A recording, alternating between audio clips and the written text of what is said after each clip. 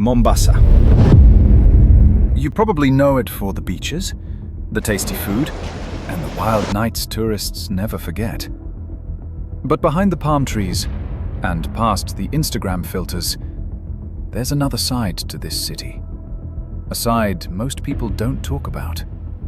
Mombasa is now the city with the highest number of criminal gangs in Kenya. 73 gangs. That's right, 73. For comparison, Nairobi, the capital, has 56. That gap, yeah, it's scary. But today, we're not talking about all 73. We're focusing on just one, a gang called TMK, also known as TK1. They started out as a group of young boys playing football and ended up becoming one of the most feared gangs on the coast. This is their story.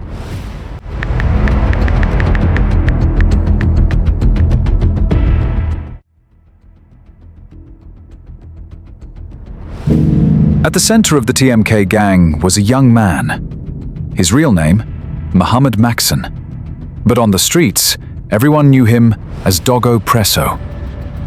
He was only 21. He grew up in Kibokoni, Old Town, Mombasa.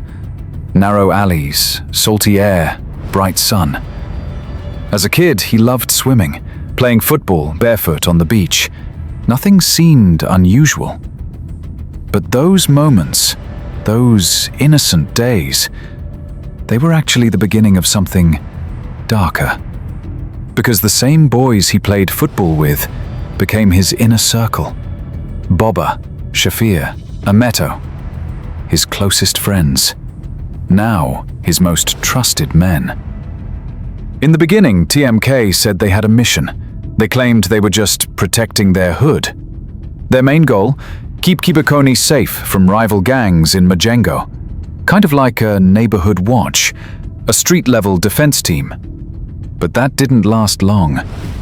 What started as protection quickly turned into something more violent. TMK became known not for defending people, but for making them afraid. If you saw them back then, you'd think they were just normal coastal youths, playing football, joking under palm trees, relaxing by the ocean. But slowly, everything changed. And it all started with how they passed the time. You see, TMK wasn't created from hate alone. It was born out of boredom, hopelessness, fear. These boys had no jobs, no school, no future. They were stuck. Leaving the neighborhood meant risking their lives. Rival gangs were everywhere, especially in places like Majengo. One wrong turn, you could get slashed. Or worse. So what did they do all day? They stayed on the beach. They smoked weed. And they took a drug called Rohypnol, street name Rufia. One tub cost around 850 Kenyan shillings. Cheap enough to get addicted, strong enough to take away your common sense. They'd hide it under their tongue like candy. It made them drowsy, made them numb, and if you saw someone with a bright blue tongue, you knew what they were on. But it wasn't just about getting high. These drug sessions created something worse. They made the gang more paranoid, more angry, more violent. They talked about enemies, about revenge, about blood. From that point on, TMK was no longer just a group of boys. They were becoming killers.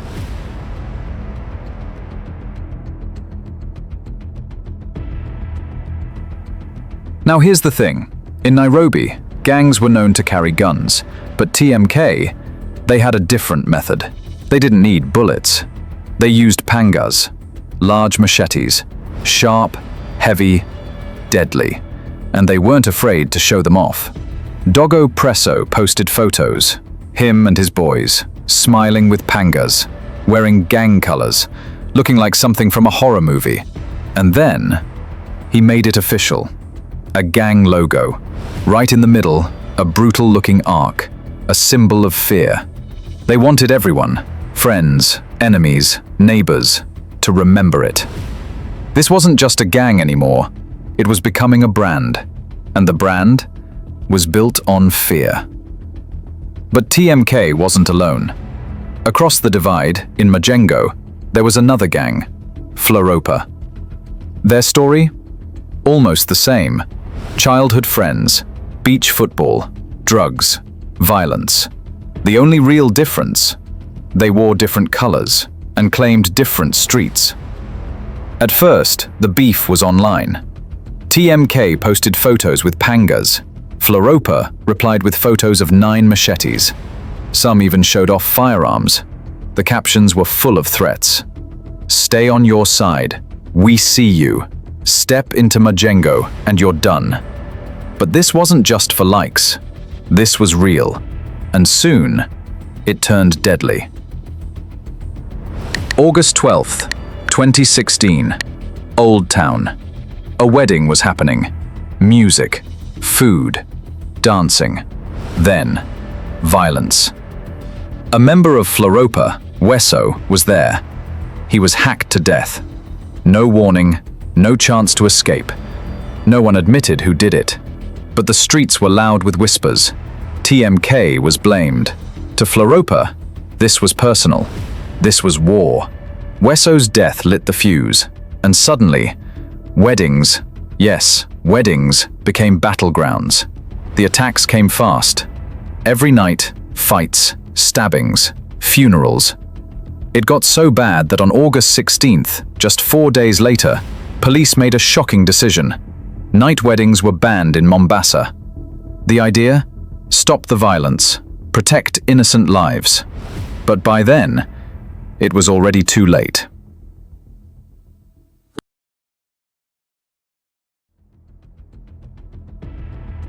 By November, things exploded. Floropa hit TMK hard. Dogo Presso had enough. He recorded a voice note on WhatsApp, sent it directly to Faki Roa. The man said to lead Floropa. The message? A cold threat. They needed something bolder. Posted it online. Now here's the twist.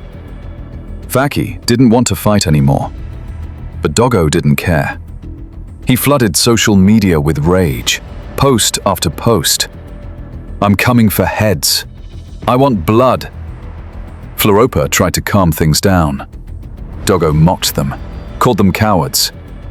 And he wasn't bluffing. This wasn't just a street fight, it was a digital war. And it was about to get even darker. Police were watching. They saw every post, every threat. And on the same day Dogo dropped his message, they moved in. A surprise raid. 4 TMK members were arrested: Botcha, Ameto, Ismail, and Swale. They found pangas, weed, a fake gun, but the suspects denied everything, said it was a setup. The streets didn't believe them. TMK had become a monster, and the city knew it. December came. Dogo returned online. This time, it wasn't a warning, it was a promise. You haven't stepped into my area? Fine, I'm coming to yours. And he meant every word. It was the holiday season. People were home with their families, but not TMK. Led by Dogo, the gang entered Majengo, armed, ready, filming everything. They weren't there to scare. They were there to kill. They found someone, not a gang member, not a threat, just a man in the wrong place. They surrounded him, dragged him down, attacked him with machetes, all caught on video. Dogo posted it on his own Facebook. The caption, "We will find you, and we will slaughter you." That was it. No more games, no more masks. This was terror, and it was public. The video shocked the city. Police could no longer wait, but TMK didn't stop. On April 1st, 2017, they robbed an M-Pesa shop. 3 masked men, pangas in hand. They took cash. They took airtime. The CCTV caught everything. Soon after, police made it official.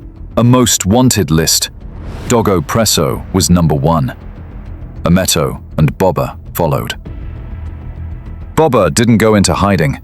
He went to Madobini. There, he stabbed a man, stole his phone, tried to run. But the public had seen his face. From the posters, they chased him and beat him to death. Bobber's death shook TMK. His girlfriend posted online. She cried for revenge. The cycle continued. Dogo felt the pressure, so he made a surprising move. He surrendered, but not alone. He was with human rights groups and MP Abdul Swamad, now the governor of Mombasa. Dogo said everything was self-defense. Swamad tried to bring the gangs together, to talk, to stop the killings. Dogo was released, briefly, but peace didn't last.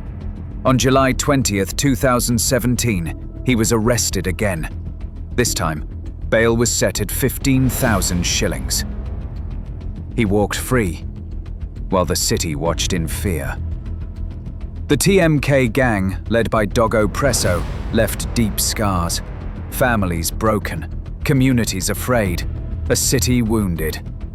Their rise and fall is a warning. When young people feel hopeless, when violence becomes normal, nobody wins. The gang might disappear, the headlines might change, but the pain they caused, that doesn't go away. Mombasa's fight for peace is not over, and the big question is, how many more will die before the shadows finally lift?